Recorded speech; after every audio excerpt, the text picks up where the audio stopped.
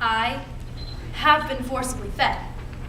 In just what relation to the other incidents in my life does this one stand? For me, it was an experiment.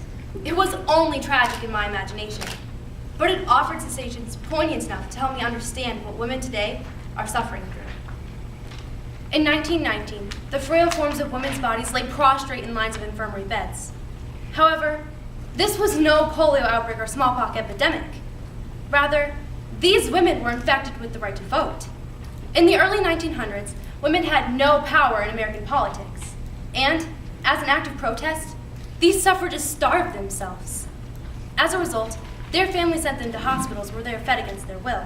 Dwana Barnes, one of the rare female reporters of that era, chose to subject herself to being forcibly fed.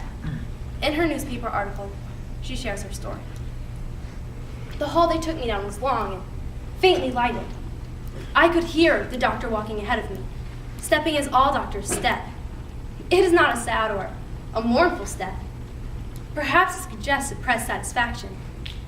Every now and then, one of the four men that followed turned his head to look at me. A woman by the stairs gazed wonderingly, or was it contemptuously as I passed? They brought me into a great room. A table loomed before me. My mind sensed the pains of the future. This was the table whereon I must lie.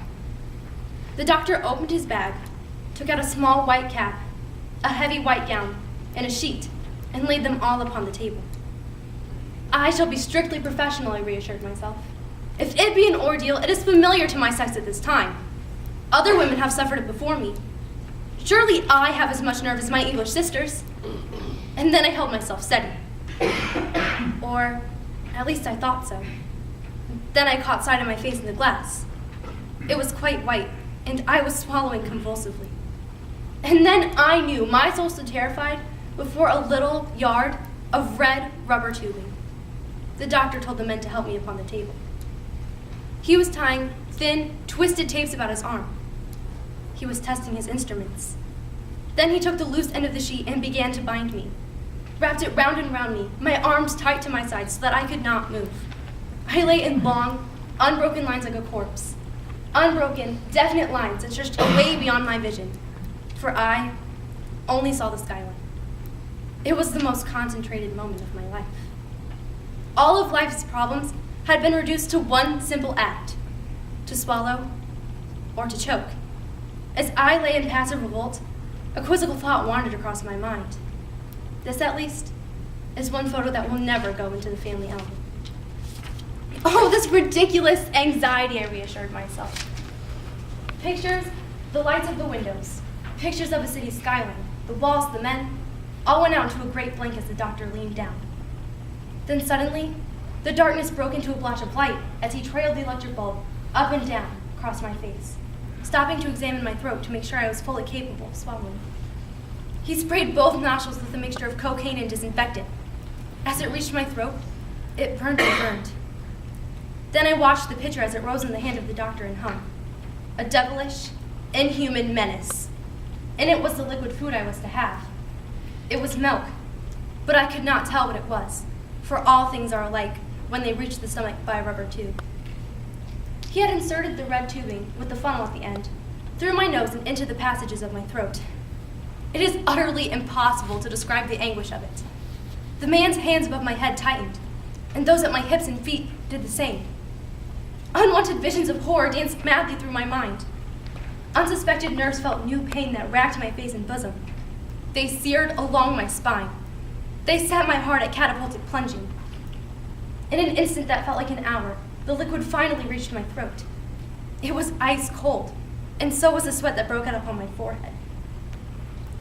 A dull ache grew and spread from my shoulders and into the whole area of my back and through my chest. Still, the liquid trickled irresistibly down the tubing in my throat. Every drop seemed a quart, and every quart slid over and down into space. I had lapsed into a physical mechanism without the power to oppose or resent the outrage to my will. The spirit was betrayed by the body's weakness. There it is, the outraged will. If I, play acting, felt my being burning with the revolt of this brutal takeover of my own functions, how they who actually suffered the horror in its greatest thing must have felt at the brutal takeover of their own functions. They must have flamed at the violation of the sanctuaries of their spirits. I saw in my hysteria a vision of 100 women in grim prison hospitals, bound and shrouded on tables just like this, held in the rough grip of callous wardens while right-robed doctors thrust rubber tubing into the delicate nostrils and forced into their helpless bodies the crude fuel to sustain the life they longed to sacrifice as it poured down their throats. Science had then deprived us of our right to die. Still, the liquid trickled irresistibly down the tubing in my throat. Was my body so inept, I asked myself, as to be incapable of further struggle? Was the will powerless to constrict the narrow passage as the life reservoir as to dam the hated flow? The thought flashed a defiant command to my muscles, and my throat constricted. "Be careful, you'll choke," shouted the doctor in my ear. One could still choke then. At least one could if the nerves did not betray. And if one insisted on choking, what then? Would they, the callous wardens and doctors, ruthlessly persist, even with grim death at their elbow? Think of the paradox. Those white robes assumed for the work of prolonging life would then be no better than shrouds. There surely must be a limit to how far someone is willing to go to execute the law. At least, I have never heard of a militant choking herself into eternity. It was over. I stood up, swaying a bit in the returning light. I had shared the greatest experience of the bravest of my sex. The torture and outrage of it all burned in my mind. A dull, shapeless, wordless anger arose to my lips, but I only smiled.